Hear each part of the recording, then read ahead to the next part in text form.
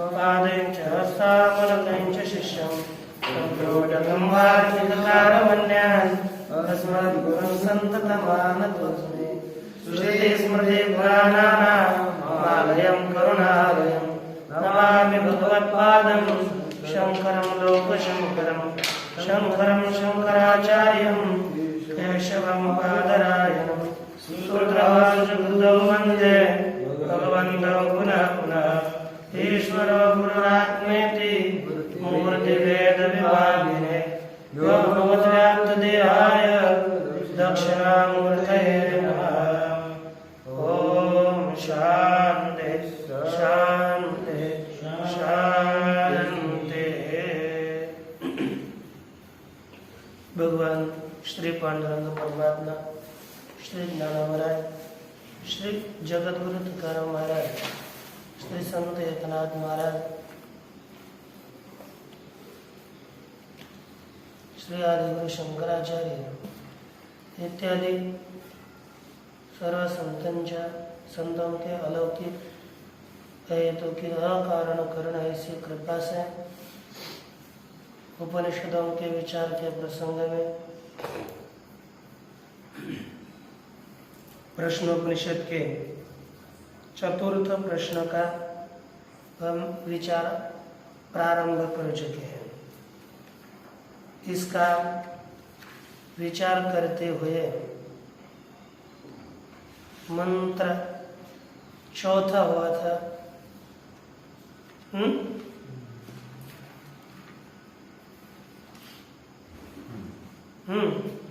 चौथे मंत्र का विचार हम लोगों ने किया। अब पांचवें मंत्र का विचार करने के लिए प्रवृत्त होंगे। कहते हैं कि अवतरणिका के सहित देखे इसका विचार। एवं विदुषः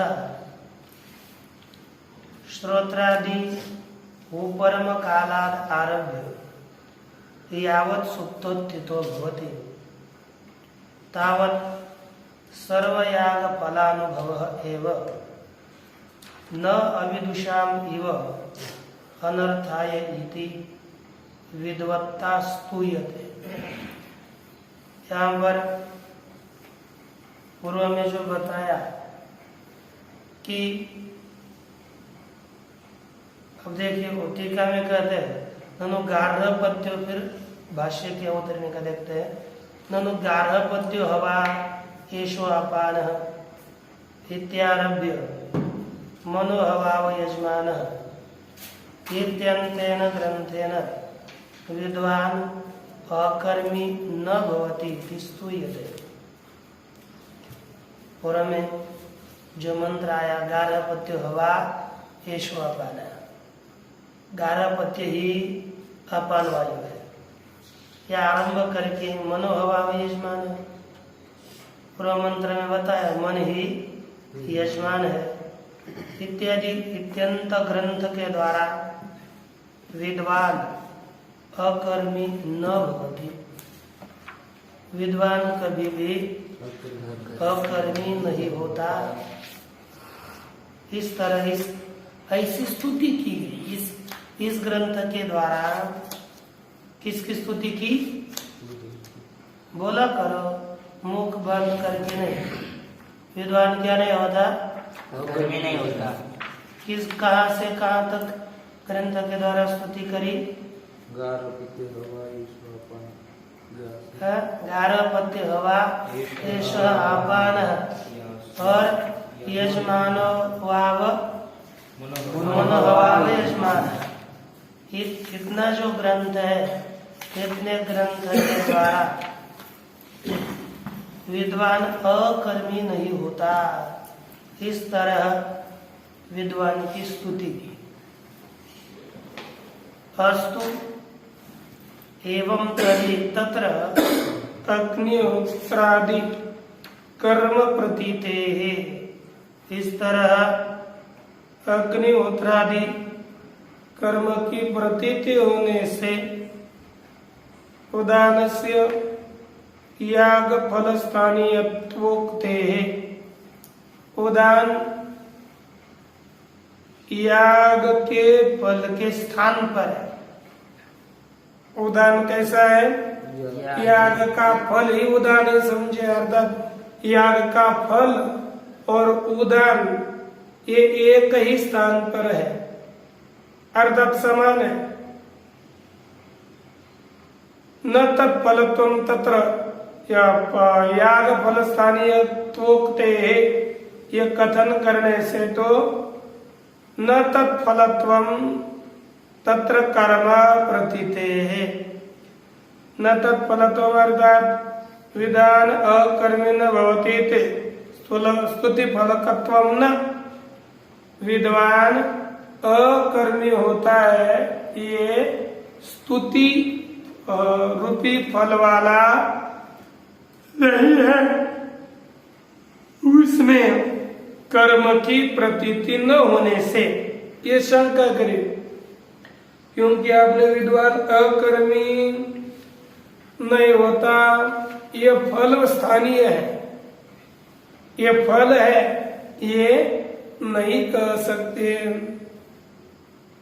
क्योंकि उसमें कर्म की प्रत्याशा, कर्म उसका कोई फल होगा। लेकिन विद्वान या कर्मी है, यहाँ पर कोई भी फल निर्धारित नहीं होता, इसलिए यहाँ पर यह विद्वान अकर्मी होना वो याग का फल नहीं है। इस तरह से शंका करके कहते हैं एवं विदुष श्रोत्रादि उपकाला उपरम कालात आरभ्य। इस तरह विद्वान के श्रोत्रादि उपरम, जब विद्वान मनुष्य होता है उसके श्रोत्रादि इंद्रिया अपना अपना काम छोड़ती है, तो श्रोत्रादियों का उपरम होता है, उस उपरम से आरंभ करके यावत सुप्तोत्थितो भवति, जब तक सोने से उठता है, सुप्तोत्थित सुसुप्ति से उठता है, तावद सर्वयाग फलानुभव एव न अविदुषाम इव अनर्थाय इति। तब तक सभी यागों का फल का अनुभव ही न अविदुषाम इव अनर्थाय, अविद्वान की तरह अनर्थ के लिए नहीं होता। अविद्वान को अनर्थ के लिए होता है और विद्वान के लिए वह अनर्थ के लिए सोना। यह सर्वयाग फल का अनुभव विद्वान के लिए कैसा होता है?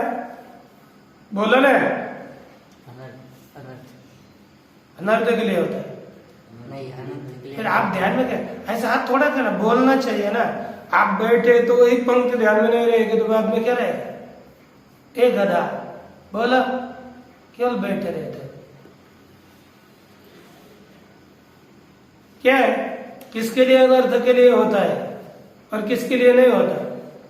विद्वान के लिए अनर्थ के होता है और अविद्वान के लिए अनर्थ के होता है। न अविदुषाम इव अनर्थाय, अविद्वान के लिए जैसा अनर्थ के लिए होता है वैसे विद्वान के लिए अनर्थ के लिए नहीं होता। विद्वान को अनर्थक नहीं होता, उल्टा बोलते रहते। पंक्तियों को ध्यान में रखो। न अविदुषाम इव, और टाइट बैठ रहा है ऐसे, जैसे कि आप जैसे कि मालक आ गए और कभी भी आकर बैठे रहते हो, लज्जा नहीं आती अभ्यास करने के समय। एकाग्रता होनी चाहिए। और कोई भी पंक्ति नहीं आई तो तुरंत पूछना, केवल ऐसे आना, बैठना और निकल जाना,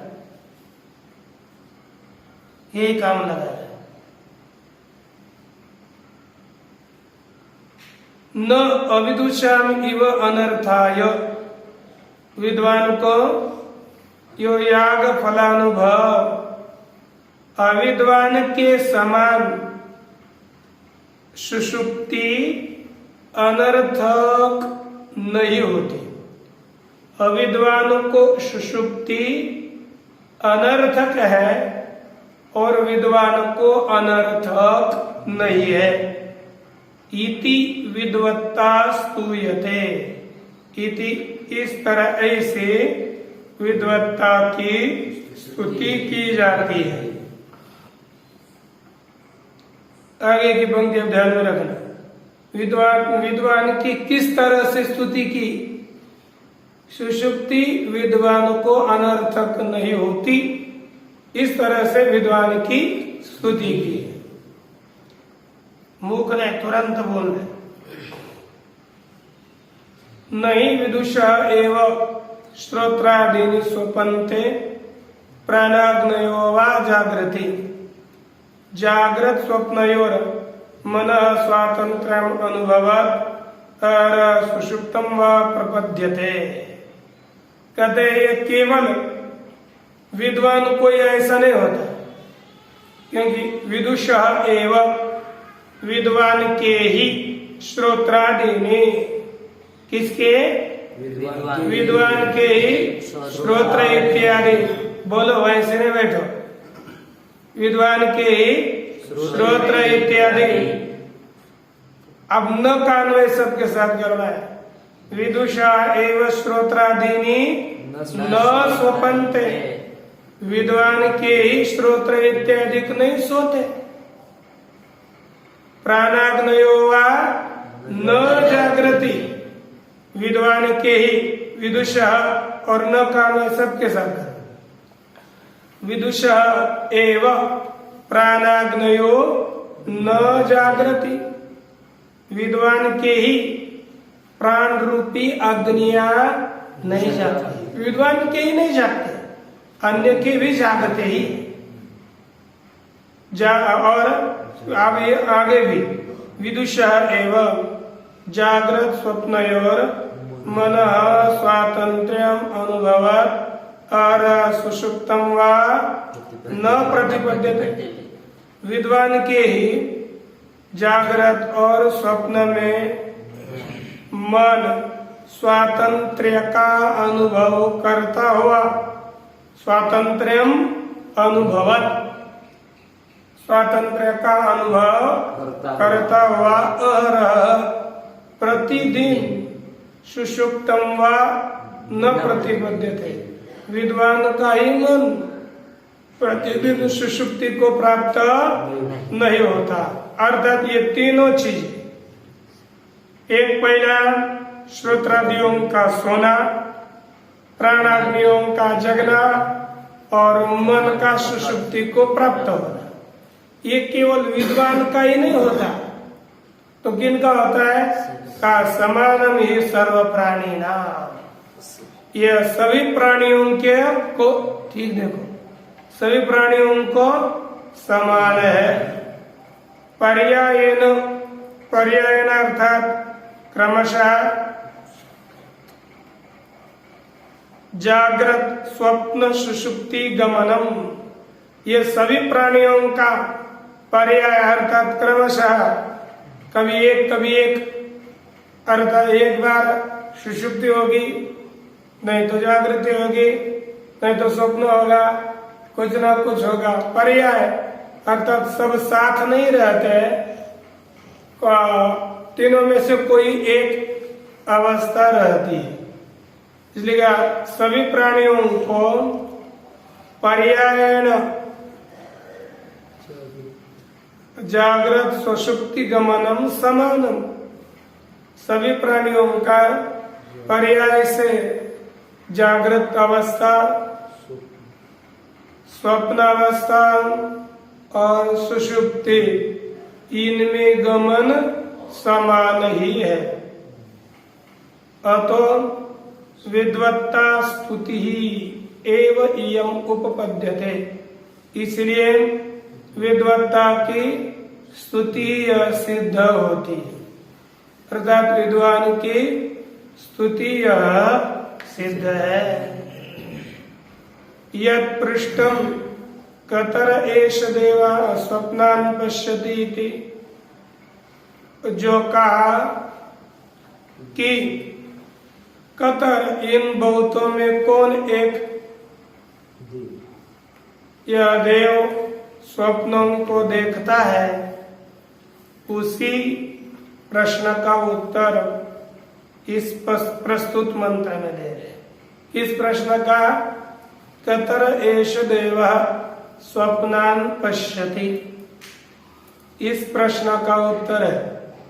आपको कभी प्रश्न पूछा कि कतर एष देव स्वप्नान पश्यति, इसका उत्तर लिखिए, तो आपको लिखना पड़ेगा। इसलिए पहले से ध्यान देकर अभ्यास करिए। तो कुछ कंठस्थ नहीं होता, अभ्यास नहीं है, ऐसा मत करिए।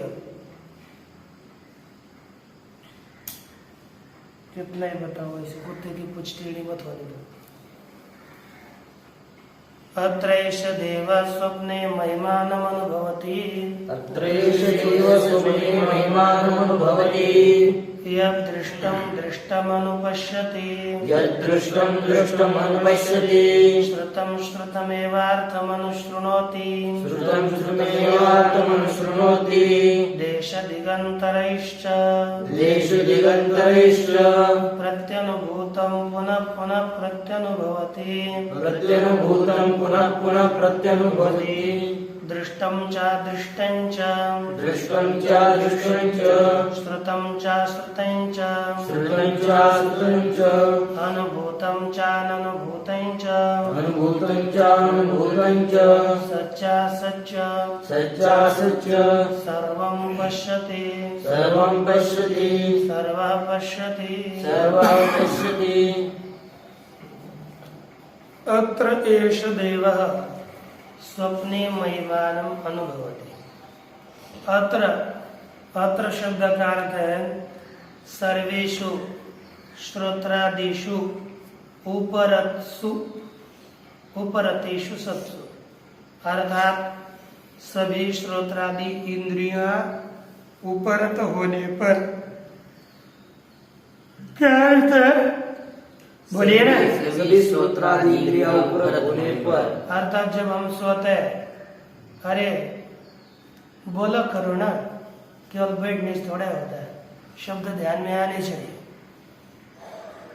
अत्र का अर्थ है सभी श्रोत्रादि इंद्रिया उपरत होने पर, उपरत होने पर, अर्थात वह अपना अपना काम छोड़ देने पर। एषः देवः स्वप्ने महिमानम अनुभवति, यह देव, यह अब सब इंद्रियां उपरत हो गई। उपरत होने पर कौन सी स्थिति होती है? स्वप्न आया गया। उस स्वप्न में एषः देवः, यह देव स्वप्न का अनुभव कर लेता है। एषः देवः, अब ये कौन सा देव है? अर्थात आत्मरूपी देव स्वप्न का अनुभव करता है। किसको किसको देखता है? तो प्रत्येक बताया, यद दृष्टम दृष्टम अनुपश्यति, यद दृष्टम दृष्टम, जो पहले देखा हुआ है, जो देखा हुआ है उसी को अनुपश्यति, उसको देखता है। जो पूर्व में हमने देखा होगा उसी को स्वप्न में देखेगा। श्रुतम श्रुतमेवार्थम अनुशृणोति, जो सुना हुआ है उसी को यह सुनता है। देश दिगंतरैश्च प्रत्यनुभूतम, देश दिग अंतर, अर्थात यहाँ पर अन्य देश में और अन्य दिशाओं में के द्वारा प्रत्यनुभूतम, जिसका अनुभव किया हुआ है उसी का पुनः पुनः प्रत्यनुभवते, पुनः पुनः अनुभव कर लेता है। दृष्टम च दृष्टं च, देखो जिसको देखा हुआ है, अदृष्टं च, और नहीं देखा हुआ उसका अनुभव करता है। श्रुतम च श्रुतं च, श्रुत अर्थात सुना हुआ, अश्रुत अर्थात न सुना हुआ। जो सुना गया सुना हुआ है और नहीं सुना हुआ उसी का अनुभव करता है। अनुभूतम च अनुभूतम च, जिसका अनुभव किया हुआ है अर्थात अथवा अनुभव नहीं किया। जो सत है और जो असत है सर्वम पश्यति, सबको देखता है। कौन देखता है? का सर्व पश्यति, जो सर्व है, सब है, ऐसा सब जो सब कुछ है वह इनको देखता है। इस तरह से इस मंत्र का शब्दार्थ हुआ। सर्व भी और आंसर भी सर्व है नहीं, सर्व पाहिजे। सर्व थोडे बसू, सर्व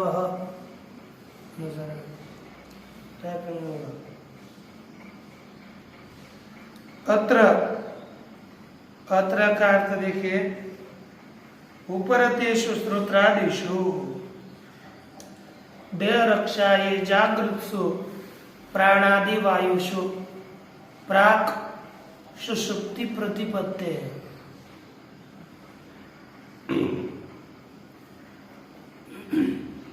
सुषुप्ति प्रतिपत्ते प्राक, प्रतिपत्ति अर्थात जागृति। सुषुप्ति से जागृत होने के पहले, किसके पहले?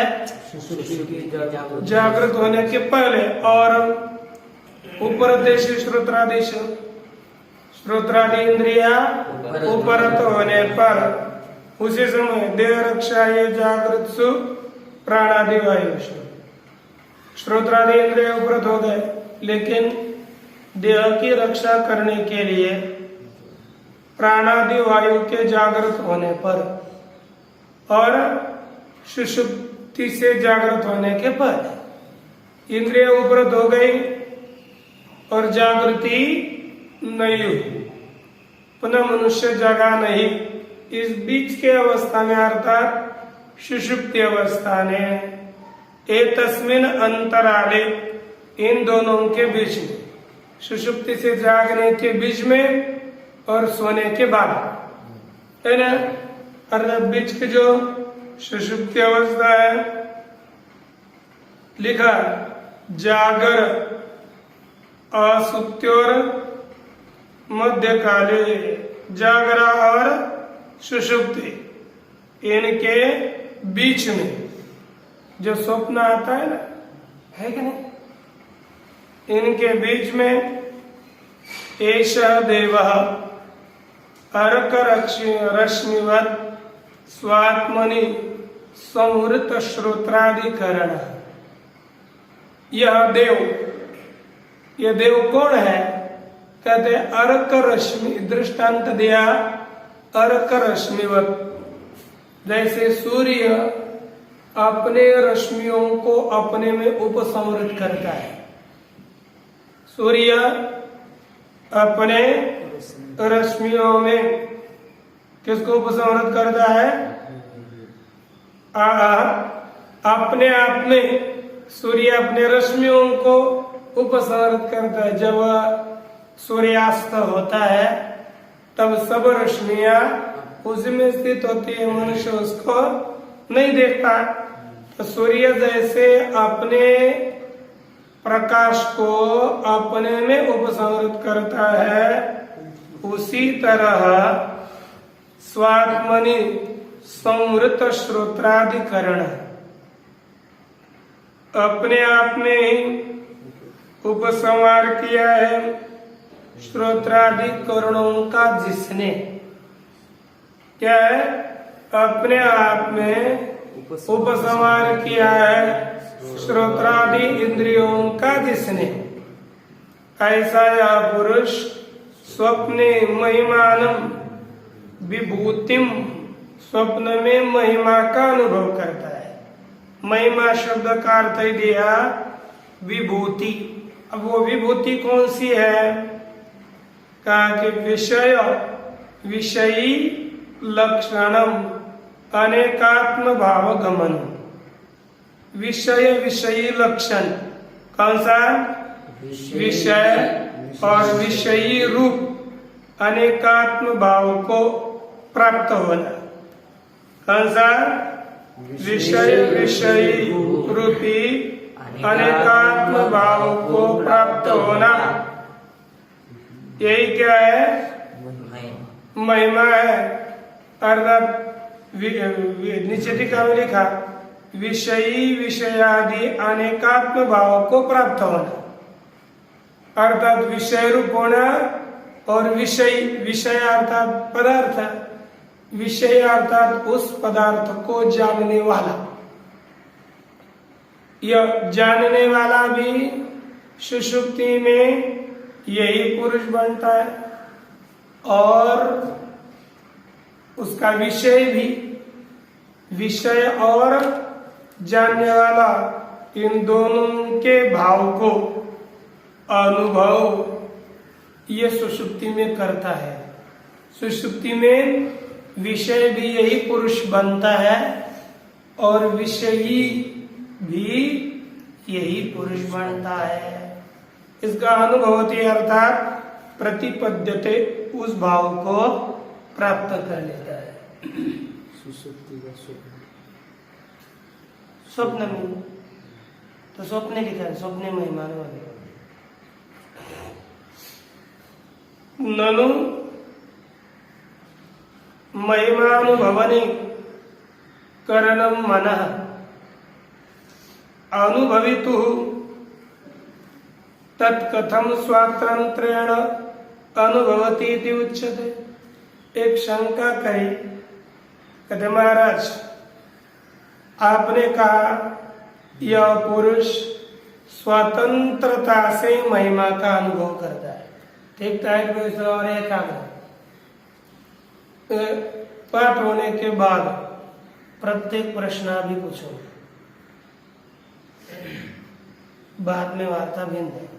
तुरंत पूछूंगा, नहीं आया तो प्रसाद मिलेगा। आपको जो जो किया है वो तुरंत उत्तर आना चाहिए। यह शंका करते हैं महिमा का अनुभव, यानी सिद्धांत का क्या कहना हो गया कि महिमा का अनुभव पुरुष स्वतंत्र रीति से करता है।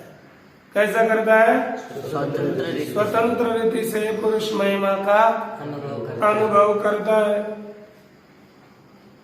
लेकिन सिद्धांत क्या बोलता है, तो पूर्व पक्ष क्या बोलता है कि महिमा का अनुभव पुरुष स्वतंत्र रीति से नहीं करता।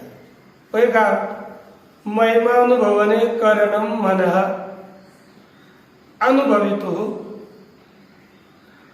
अनुभव करने वाले पुरुष को, अनुभवितु अर्थात अनुभव करने वाले पुरुष को महिमा के अनुभव में मनः करणम, मन साधन है। जिस पुरुष को महिमा का अनुभव करना है, उस महिमा के अनुभव करने में, अनुभव करने वाले पुरुष को साधन कौन है? मन। अतः साधन मन है। तत्कथम स्वातंत्र्येण अनुभवति इति उच्यते। तो कैसे स्वतंत्र रीति से अनुभव करता है? ये मन कैसे स्वतंत्र रीति से अनुभव करता है? इति उच्यते। इस तरह से इसका उत्तर देते हैं। ये शंका हो गई, कथम अनुभवती थी, कैसे अनुभव करता है स्वतंत्र रीति से? फिर आपने कहा तो साधन मन है, तो स्वतंत्र रीति से कैसे अनुभव करता है? ये शंका हो गई, उसका उत्तर देते हैं। उच्यते स्वतंत्रो ही क्षेत्रज्ञ। क्षेत्रज्ञ कैसा है? स्वतंत्र है।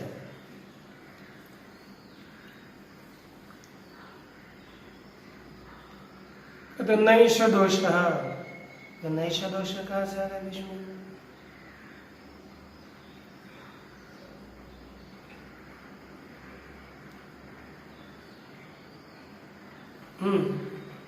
क्षेत्रज्ञस्य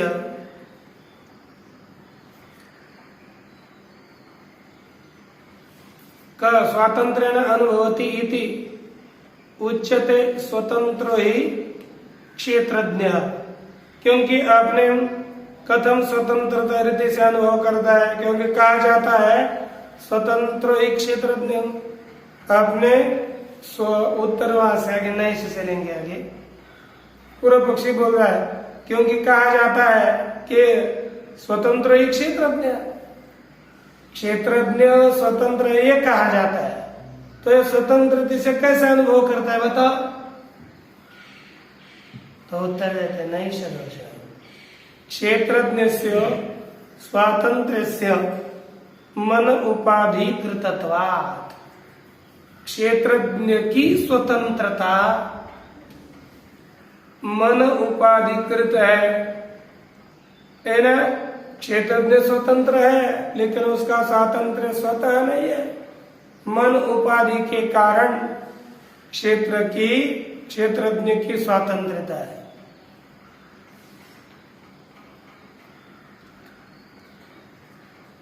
नई क्षेत्रज्ञ परमार्थतः स्वतः स्वपिति जागृति वा।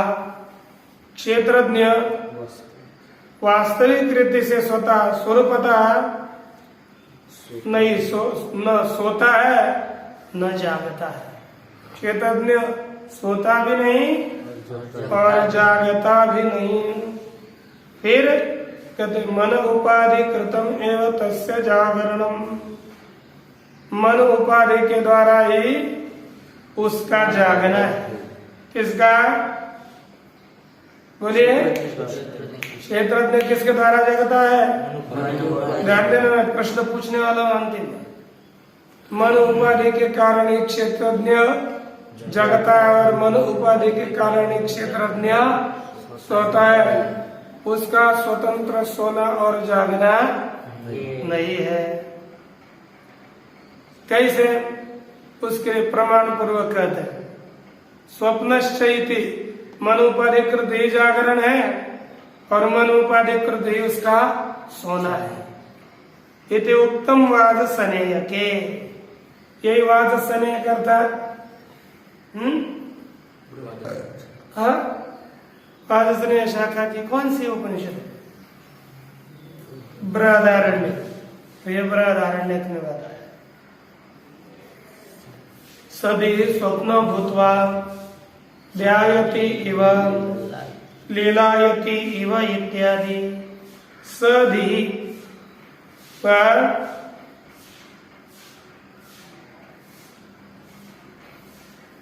ये सधि ये मध्यन्दिनी शाखा है। सधि अर्थात बुद्धि सहित, वह बुद्धि सहित। और काण्व शाखा में स ही आसा पाठ है। हम जो पढ़ने वाले हैं ना वो काण्व शाखा है। और वाद्यंजलि शाखा उससे भिन्न है। कहते सधि वह बुद्धि सहित पुरुष अर्थात बुद्धि उपाधि वाला पुरुष स्वप्नो भूतवा वह स्वप्न होकर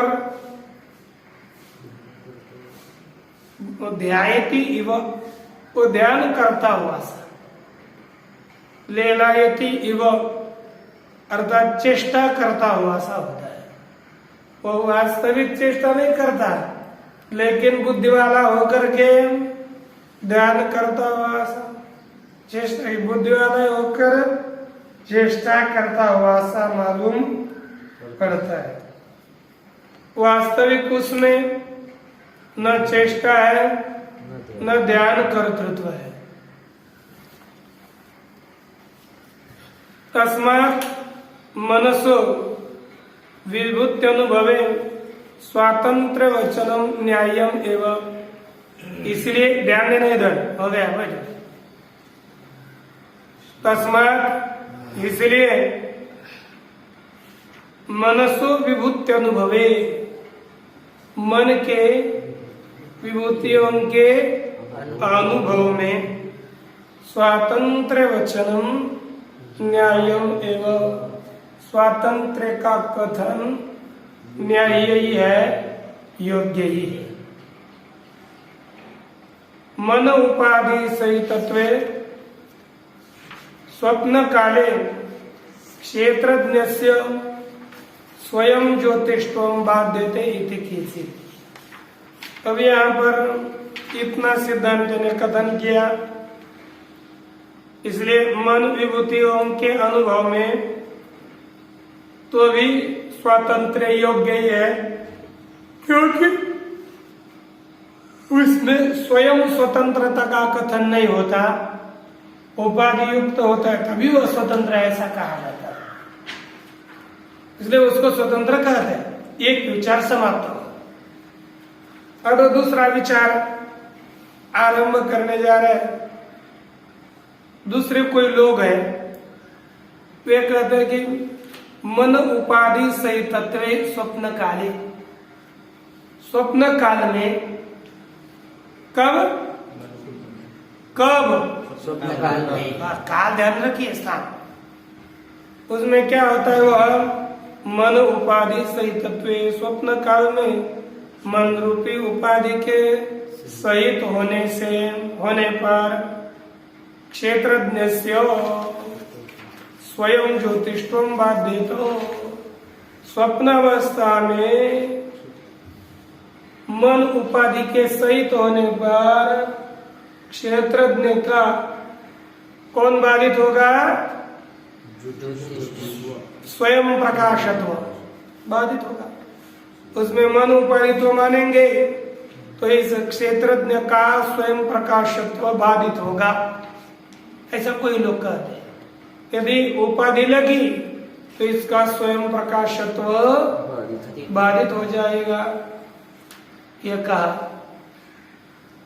उसका उत्तर दे, कोई कहते हैं कि एक उपाधि आ गई तो अर्थात यह स्वयं प्रकाशित नहीं होता, इसको प्रकाशित होने के लिए किसी न किसी उपाधि की अपेक्षा है, अर्थात यह स्वयं प्रकाश नहीं है, इसका स्वयं प्रकाशत्व बाधित होगा। तब उसके उत्तर देते हुए कहते हैं, तन्न श्रुत्यर्था परिज्ञान कृता भ्रांतिस्तेषाम, ऐसे लोगों को भ्रम हो चुका है। क्या हो गया है, किनको, अरे किनको भ्रम हो गया है, अरे किनको भ्रम हो गया है बताओ। तेषाम, तेषाम अर्थात केशम,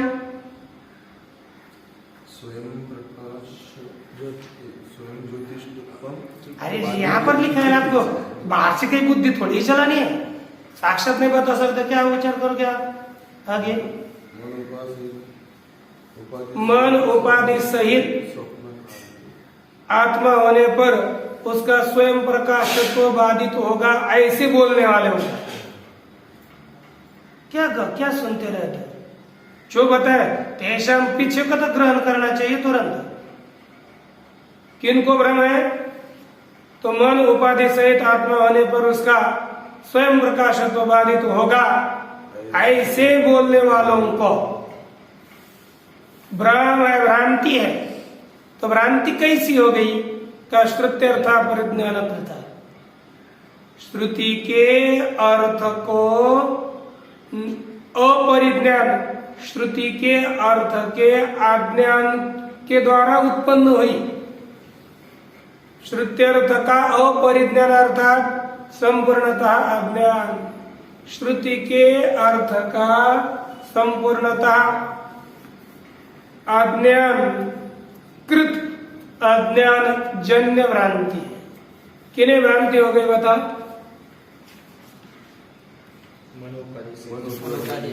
मन उपाधि सहित आत्मा होने पर उसका स्वयं प्रकाशत्व बाधित होगा, ऐसे बोलने वाले लोगों को भ्रांति होगी। क्यों भ्रांति हो गई, श्रुति के अर्थ का ज्ञान न होने से। श्रुति अर्थ अपरिज्ञानकृत बोला कर, केवल बैठना नहीं, यहाँ पर उसको दिमाग लगा है।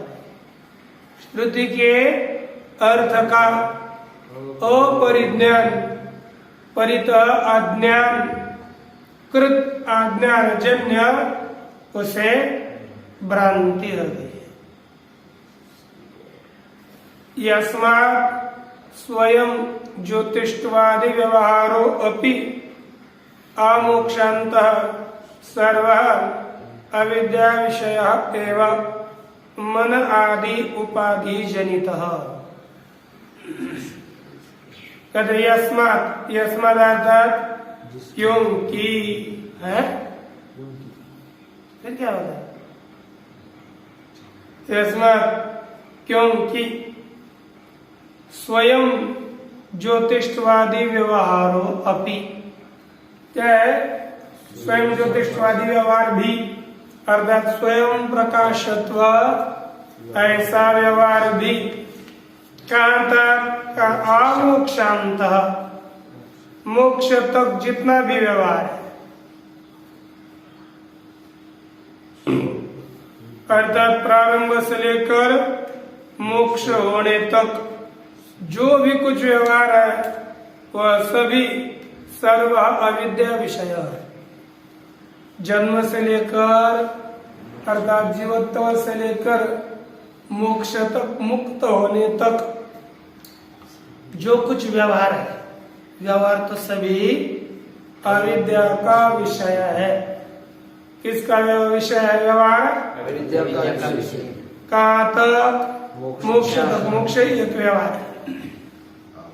मोक्ष तक सभी व्यवहार, मोक्ष होने तक का मोक्ष छोड़ दो, यह सभी व्यवहार अविद्या का विषय है।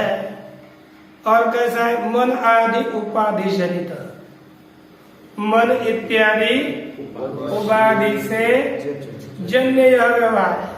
किससे जन्य है? मन इत्यादि उपाधि जन्य है। कौन कौन है? कौन है बोल रहा हूं मैं? व्यवहार। कौन है? कैसा व्यवहार? स्वयं ज्योतिषवादी व्यवहार। ये सभी स्वयं ज्योतिष से लेकर मोक्ष तक जितना भी व्यवहार है वह कैसा है? अविद्या जन्य है, वह अविद्या का ही विषय। व्यवहार बोले तो अविद्या का विषय, उसको अज्ञान ही विषय करता है व्यवहार को। और कैसा है? मन उपाधि जनित, मन रूपी उपाधि से जन्य व्यवहार है। यत्र वा, यहाँ पर उसमें यह सभी व्यवहार अविद्याजन्य है यह बताना है। इसलिए आगे अब विचार करेंगे, उसमें प्रमाण दे रहे हैं, लेकिन आरंभ थोड़ा कमी होना ठीक रहता है, इसलिए अल्पारंभ क्षेमकरी विद्या, इसलिए ऐसे हम थोड़ा ही विषय आज देते हैं, लेकिन क्रमशः एकाग्रता से अपना अभ्यास करना। ओम पूर्णमदः पूर्णमिदं